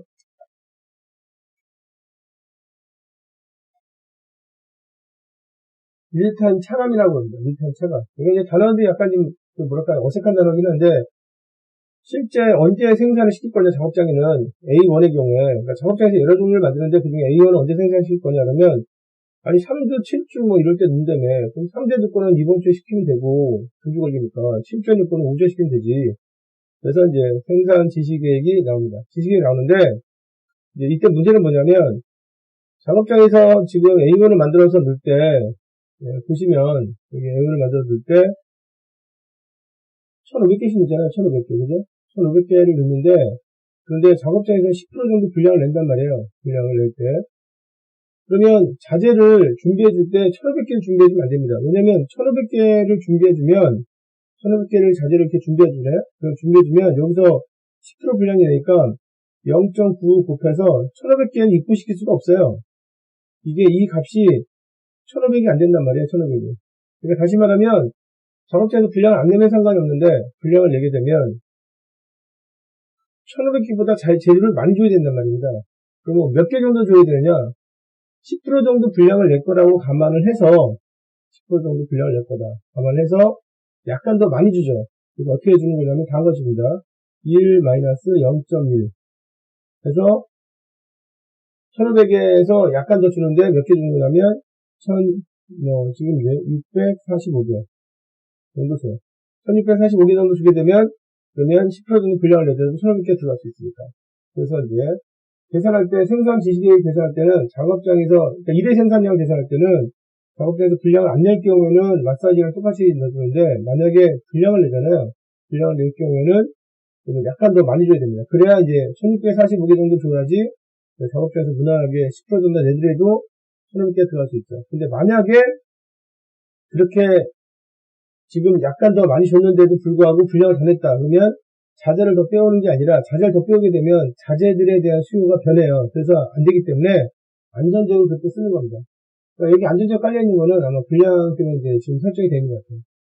보통 완제품이 서비스 센터에서 갑자기 이렇게 들어오는 경우가 많거든요. 그러니까 결국 안전적으로 세팅하는 이유는 분량이기 때문에 공급의 불확실성이 있어서 안정적으로 세팅한 것 같습니다. 근데 이제 실제 생산 계획을 짤 때는 입고 계획은 낫사이즈에 맞춰서 가는 거고 생산 계획을 짤 때는 어떻게 짜는 거냐면 분량 안 낼 때는 그냥 생산 계획이 같은 수량이 되는데 분량을 낼 경우에는 지금 요 공식을 이용해서 분량 1 마이너스 뭐 분량률 해서 그거 가지고 나눠서 1645개 아마 1644 얼마 이렇게 나올 거예요. 그래서 이제 이 지금 3주에 필요한 거는 1주에 2주 걸리니까 1645 그래서 이제 이때 생산시켜서 그 다음에 3주까지 들어오게 하고 그러면 이제 1600개 들어오겠죠. 1600개 들어와서 그 다음에 500개를 합산해서 그 다음에 쓰고 쭉 가겠죠. 7주의 경우는 5주에 1645 그래서 이제 지금 A1에 대한 200번 작업장의 생산계획 이게 중요해요. 이 생산계획이 이렇게 나옵니다. 생산계획 생산 지시계획이라고 하기도 하고 뭐 생산계획이라고 하기도 하고 그래서 이때까지 넣어야 되니까 이때 넣으려면 이제 리드타임 전에 생산을 해야 되고 그때 생산을 한다. 분량을 내니까 약간 더 지금 자재도 주겠다. 그리고 다시 한번 말씀드리지만 근데 이렇게 자재를 줬는데도 분량을 더 냈어요. 사실 분량률이라는 게 10%가 평균 분량이니까 불릴 수도 있지만 더 낼 수도 있잖아요. 더 내면 어떻게 되느냐. 그때 안전적으로 쓰겠다. 안전적으로 써서 그 다음에 만약에 공급 불확실이 생기면 그 안전적으로 가지고 수요에 대응하겠다. 이런 겁니다. 다시 한번 정리해드리면 작업을 하다가 분량을 예상보다 더 냈으니까 자재를 더 뽑지 않습니다. 왜냐면 분량을 더 냈다고 자재를 더 뽑는 순간에 그 재료들 여기 이제 A1 만들 때 사용된 재료가 M1 재료하고 B잖아요. 그 재료들에 대한 수요가 흔들리게 돼 있어요. 수요가 흔들리면 안 되거든요. 그래서 수요가 이제 흔들리지 않게 안전적으로 설정해서 혹시라도 분량을 더 내면 그때 안전적으로 씁니다. 그래서 A1이 끝났습니다. 근데 A1이 끝나게 되면 아주 중요한 점만 나오죠. 뭐냐면 M1 재료하고 B의 경우에는 A1을 만들 때 사용되는데 A1의 생산 계획만 기다리고 있었거든요. 왜냐면 생산할 때 재료가 쓰잖아요. 그리고 아까 앞에서 말씀드렸던 것처럼 비율을 보면 M1 재료는 지금 2개가 투입되고 하나만 쓸 때 B의 경우 하나만 쓰인단 말이에요. 그러니까 이제 B 같은 경우는 A1 생산 계획이 어떻게 되나 왜냐면 그 생산 계획을 알아야 수요가 나오는데 근데 A1의 생산 계획이 나왔잖아요. 1주에 1645개 간다.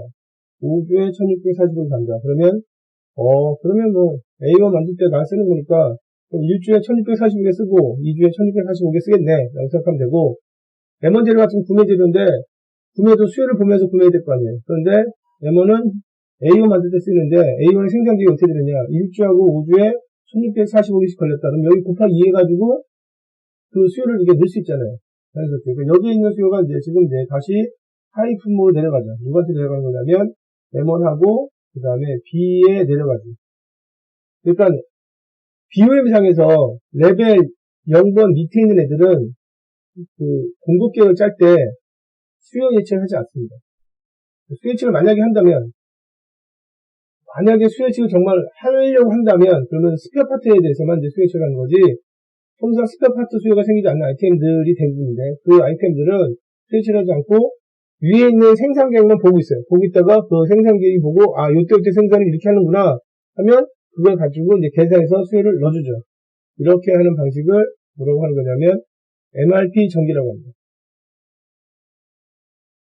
그 앞에서는 예제를 가지고 간단하게 MRP가 어떤 계획인지에 대해서 설명을 드렸습니다. 인풋이 뭐가 필요하고 그리고 공장 안에서 그 다음에 계획들이 어떻게 연결되는지 그래서 레벨 0번에 있는 계획이 레벨 1번에 어떻게 넘어가는지 이렇게 설명을 드리고 자연스럽게 그 설명을 하면서 필요한 정보들 BOM이 왜 필요하고 BOM을 이제 알아야 생산되는 품목하고 그 다음에 구매되는 품목이 무엇인지를 알고 그 다음에 서로 연결을 지을 수 있죠. 그래서 이 품목의 생산 계획이 이러기 때문에 지금 이제 해당 품목의 그 하위 품목의 수요가 어떻게 되고 그 수요를 보면서 다시 이제 또 구매를 하는 거죠. 그래가지고 나중에 이제 MRP가 다 만들게 되면 연결이 어떻게 되냐면 계획이 이제 위에서부터 쭉 나오기 때문에 실행은 이제 밑에서부터 이루어지죠. 그래가지고 재료가 이때 들어가게 되면 이 수요를 대응하게 되고 이 수요 때문에 여기 다음 생산이 이루어지고 이렇게 연결되어 있죠. 그래서 이제 인풋에 대해서 설명해 드렸습니다. 다시 한번 보실까요? 인풋이 어떻게 이제 나타나는지. 우선은 이제 지금 세 가지 정보가 필요하다. 첫 번째 인풋은 뭐냐면 BOM이죠. BOM은 우리가 역할을 이제 앞에서도 제가 써드렸는데 어떤 역할을 한 거냐면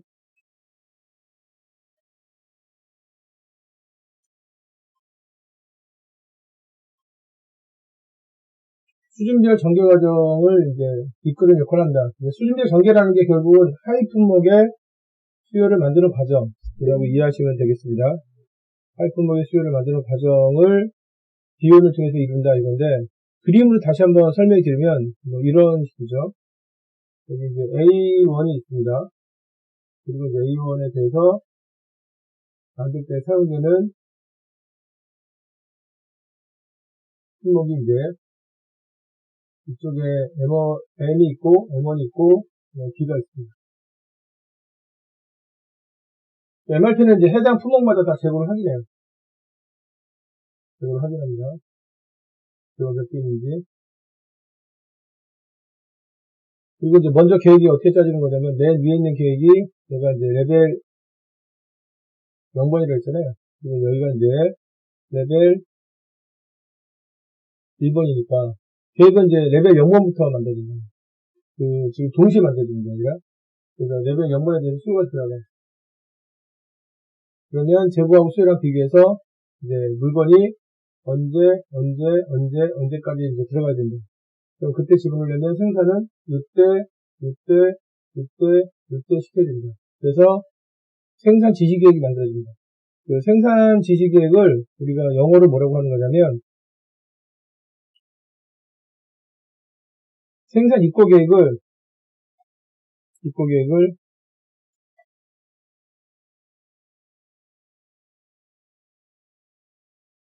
플랜드 오더 리시트라고 하고요.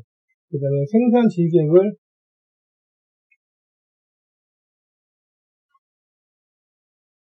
플랜드 오더 릴리즈라고.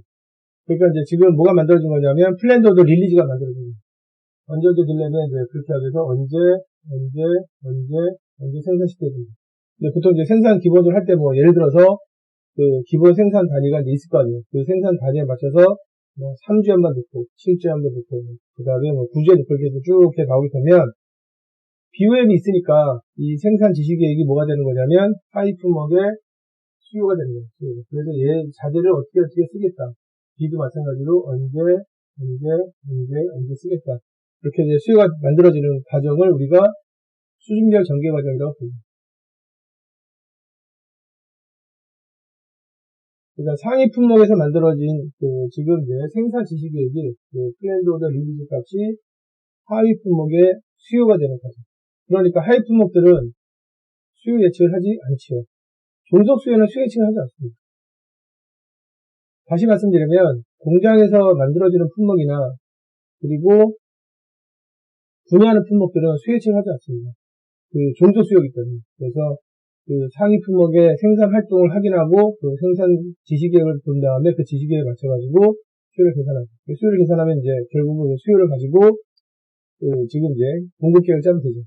M1 자재는 뭐 구매 계획을 짜면 되고 B 품목은 생산 계획을 짜면 되고 그리고 플래너가 사려 깊게 요 생산 계획에 대해서 계획을 합성하잖아요.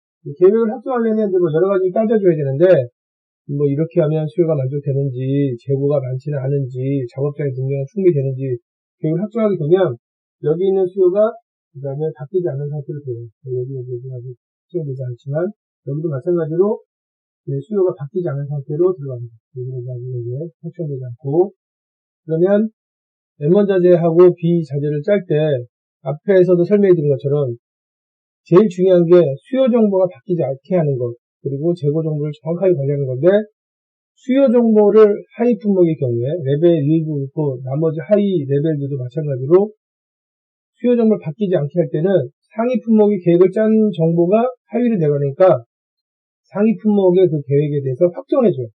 다시 말하면 플랜드 오더 릴리즈를 확정해줍니다. 확정해주면 그러면 여기 있는 수요들은 안 바뀌겠죠. 그래서 만약에 M1 자재를 구입을 할 때 얼마 정도 시간이 걸리냐면 한 4주 정도 걸린다. 그러면 위에서 한 8주 정도 확정을 해주면 그러면 준비할 때 4주 걸리는데 수요 정보가 8주가 안정적으로 들어가게 되면 구매 계획이 안정적으로 들어올 거 아니에요. B도 마찬가지겠죠.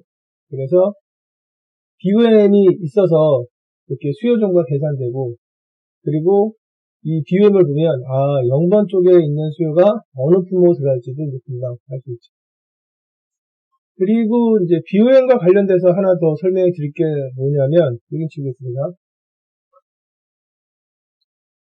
BOM을 구성하다 보면 이렇게 되는 경우가 있습니다. 여기 아이템 중에서, 지금 이제 K1이라는 아이템이 있고, K2라는 아이템이 있고, 그 다음에 A1이라는 아이템이 있고, 이렇게 있죠.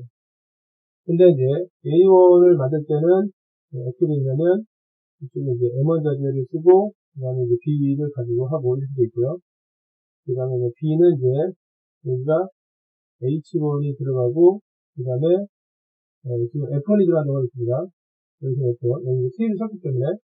그 다음에 K2를 만들 때는, 어떤 자리가 들어가냐면, P2가 들어가고, 그 다음에 이제 B가 들어가고, B는 이제 공통 쓰는 거죠. 그 다음에, 여기 이제 B를 만들 때, 그 다음에 이제 H1이 들어가고, 그 다음에 이제 F1이 들어가고, 이렇게 들어가고, 그 다음에 K1을 만들 때는, 어떻게 들어가냐면, 여기가 F1이 들어가고,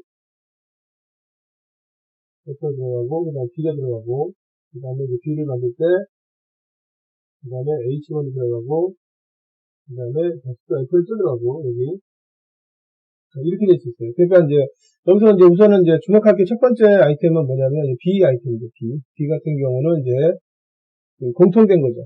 그래서 A1을 만들거나, K1이나 K2 같은 걸 만들 때, 공통 들어간단 말이에요. 그러니까, MRP에서는 수준별로 전개시킬 수밖에 없어요. 수준별 전개라는 의미가, 반대되는 게 이제 어떤 단어냐면, 제품별 전개라는 단어가 있거든요. 이 제품별 전개라는 단어가 있는데, 이렇게 쓰겠죠. 제품별 전개를 할 수가 없습니다. 제품별 전개를 할 수가 없어요. 왜 그러냐면, 딱 보시다시피, B는 공통으로 사용되는 품목인데, 그 품목이 여러 엔드 아이템 만든다. 그러면 우선은 수요를 다 끌어모으려면, 그러려면 A1 생산 계획도 보고, K1, K2 생산 계획도 다 봐야 된단 말이에요. 그러니까 수요를 그래야 다 끌어모을 수 있는 거거든요. 그래서 이제 B에 대해서 수요 정보를 다 끌어모으려면 우선은 0번이 다 끝나야 돼요. 0번이 다 끝나야 이제 B를 쓰는 상위 품목들이 얘네들이 있는데 뭐 B뿐만이겠습니까? B 말고도 다른 그런 공통으로 사용되는 품목들이 있겠죠. 그래서 이제 B를 쓰는 애들이 얘네들인데 얘네들이 생생계획 이러니까 그걸 다 지금 합산을 해서 또 이제 B가 또 K1, K2, A1 들어갈 때 수량이 바뀔 수도 있잖아요. 어떤 아이템은 하나씩 들어가고 어떤 건 뭐 2개 들어가고 하기 때문에 다 끌어서 계산을 해서 다 이렇게 뭉쳐줘야 되는 거예요.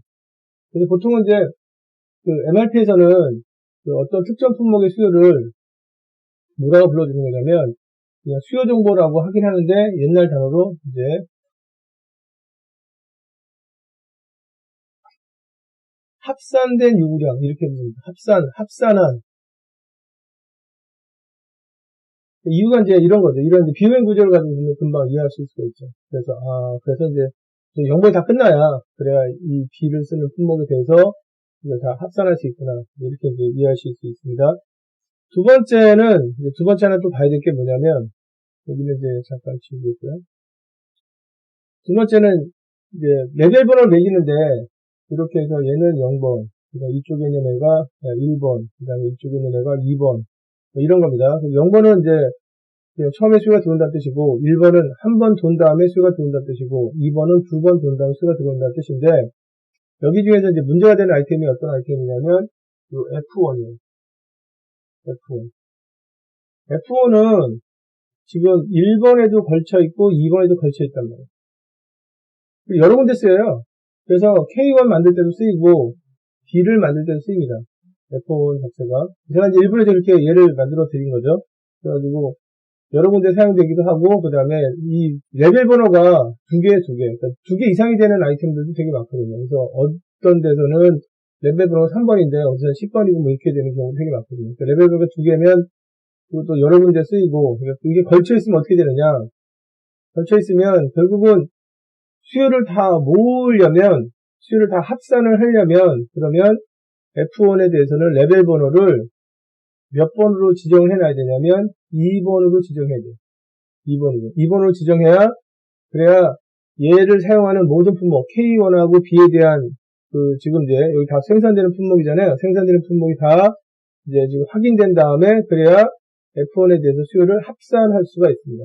그래서 이제 지금 이렇게 수요 정보를 비용을 보고 나서 수요 정보를 합산하기 위해서 지금 레벨 번호를 매긴 다음에 레벨 번호를 레벨 번호가 이제 여러 개 있는 아이템의 경우에는 레벨 번호를 이제 가장 낮은 레벨로 이렇게 배정해 주는데, 할당해 주는데, 이런 걸 우리가 뭐라고 해주는 거냐면,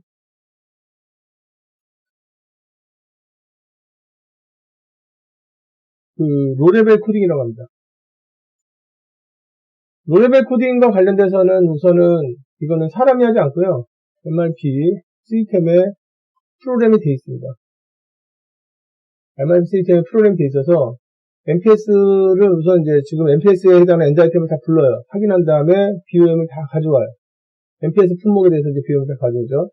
그게 이제 아까 말씀드렸던 것처럼 매주 바뀐다고 했습니다. 그래서 가져와요. 가져온 다음에 BOM을 쫙 전개시켜요. 늘어뜨려요. 멀티레벨로 쫙 만들어줘요. 멀티레벨을 딱 만든 다음에 레벨별을 쫙 매긴단 말이에요. 쫙 매기다 보면 그걸 끝내는 게 아니라 레벨 번호를 이제 지금 2개 이상 있는 아이템을 찾아요. 찾은 다음에 그 다음에 여기서 F처럼 1번이기도 하고 2번이다 그러면 F는 2번을 매겨줘요. 그 얘기는 무슨 얘기냐면 2번 돈 다음에 그 다음에 F1을 사용하는 상위 품목을 찾아서 그래서 그거를 합산해서 가져오게 이렇게 해준다 이거죠. 그리고 이제 지금 이거 하는 이유는 뭐냐면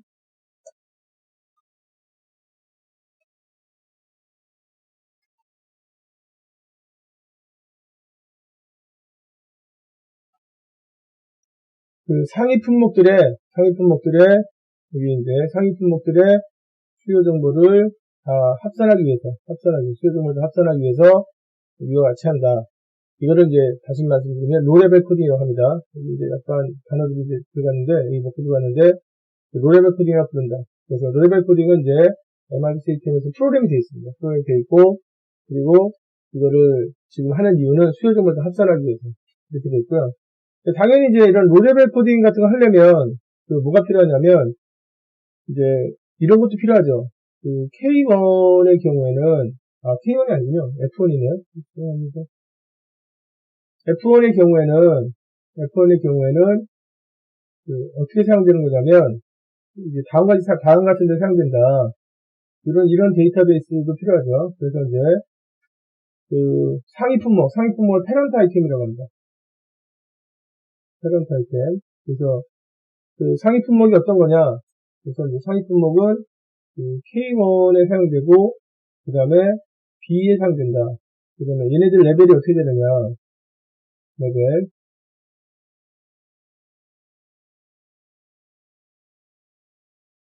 이거 칸에다가 글자로 써드리네요.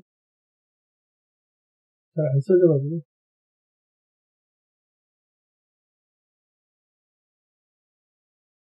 페런트.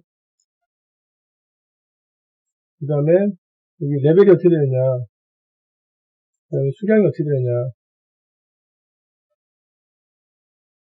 그래서 F1의 경우에는 지금 이제 상위 품목이 뭐냐면 K1하고 이제 B고, 그 다음에 레벨은 어떻게 되느냐? 그래서 레벨은 K1은 0번 아이템이고, B는 1번 아이템입니다. 그러면 당연히 이제 F1은 다양한 레벨에 사용되니까, 당연히 우리가 어떻게 해서 쓰요?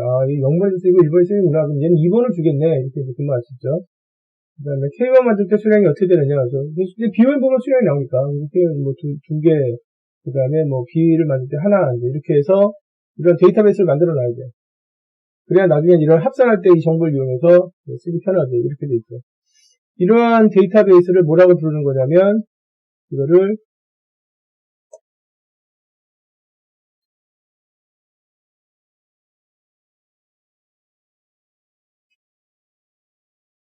지금 이제 부를 때 다음과 같이 봅니다. Where used report라고 부릅니다.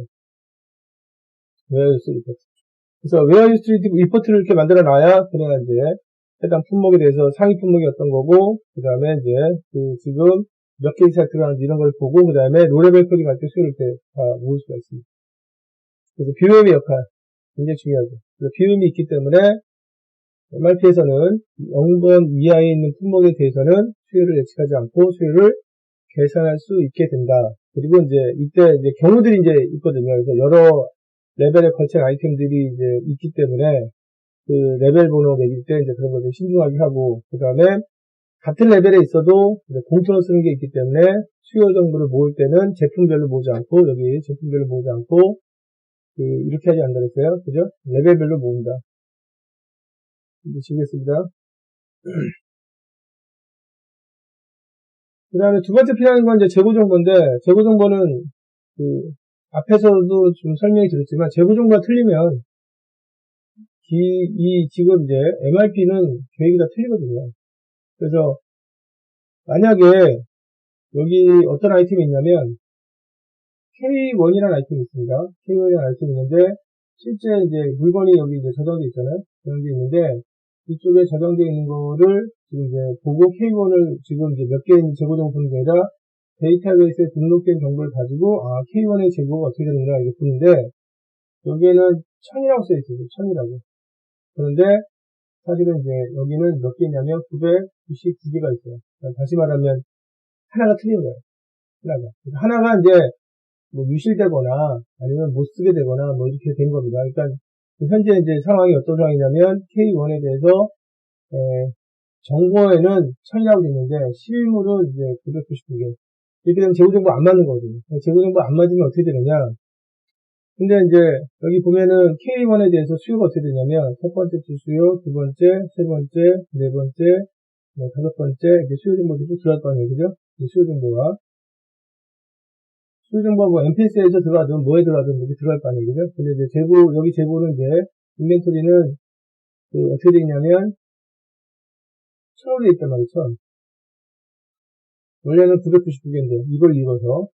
수요는 어떻게 되냐면, 첫 번째 주에 300이고, 그 다음에 안전자가 없다고 가정하고 있습니다. 두 번째 주에 700이고, 세 번째 주에 500이고, 네 번째 주에 뭐 500이고, 다섯 번째 주에 뭐 400이고, 뭐 이렇게 된다고 하겠습니다. 그러면, 어떻게 되냐면, MRP에서 계획을 짜가지고 이제 나중에 보는데, 사실 지금 숫자가 안 맞는 거는, 계획 담당 사실 몰라요. 알려주기 전에는. 근데, 계획이 어떻게 되냐면, 수요가 이렇게 되는데 1000개 있으니까 첫 번째 주에 700이 나올 거 아니에요. 그죠? 두 번째 주에는 700이 나오니까 안전지가 없다면 그냥 0이 되는 거고, 그 다음에 이제 세 번째 주에 모자라니까 세 번째 주에 계획이 잡히겠죠. 그래가지고 이제 한 번에 넣을 때 뭐 2000개씩 넣는다. 여기 넣을 때. 그래서 한 번에 넣을 때 2000개 넣는다. 그럼 2000개 넣으면 이제 여기 이제 1500개가 되고, 뭐 이런 식으로 이제 계산이 쭉 이루어지겠죠. 그죠? 그래서 포인트가 어떻게 잡히는 거냐면, 세 번째 주 들어가고, 그 다음에 세 번째 주 생산하려면 생산 지시 언제 해야 되냐? 두 번째 주 하면 된다. 비드 타임이 뭐 예를 들어서 1주기 때문에, 그래서 여기 이제 2000개 이렇게 넣잖아요? 그러니까 사실 그 재고 정보가 맞다고 가정한다면 이런 계획이 나오는 거거든요. 그래가지고 지금 계획이 언제 잡혔느냐? 2주에 잡혔다. 2주에 잡혔고, 그 다음에 3주까지 넣으면 된다. 무난하다. 그리고 이제 계획 담당자가 이거 모르니까 뭐 이 계획을 확정한다든가 뭐 이렇게 이제 하고, 그 다음에 이 정보가 이제 어떻게 내려가는 거냐면, K가 만약에 레벨 번호가 이게 0번이잖아요. 그럼 이제 그 레벨, 하이 레벨 이렇게 내려갈 거 아니에요. 그래서 이 정보가 이제 어디로 내려가는 거냐면, 이제 하이 레벨 이렇게 내려가겠죠. 이제 익스퍼전 돼가지고, 그게. 근데, 알고 보니까 나중에, 이게 지금 1000개가 아니라 999개다. 그래서 포인트는 어떻게 바뀌게 되는 거냐면, 하나 때문에, 3주에 물건 입고되면 안 되고, 두 번째 주에 입고돼야 된다. 그래야지 이 700이 나갈 수 있다. 그래서 이걸 바꾸잖아요? 바꾸게 되면은 0번에서 재고정보 안 맞게 되면 하나 때문에 1주의 계획이 바뀌는 거고요. 사실 이것만 바뀌는 게 아니라 나머지 짠 거 다 바뀝니다. 이 K1의 계획 기간이 얼마냐면 여기가 만약에 한 20주가 나온다 그러면 20주 계획 다 바뀌어야 돼요. 다 바뀌어야 되고 사실 거기서 끝나는 게 아니라 여기서 포인트가 바뀌게 되면 하이 품목에 대한 수요 포인트도 바뀐단 말이에요. 근데 하이 품목은 크게 바뀌죠.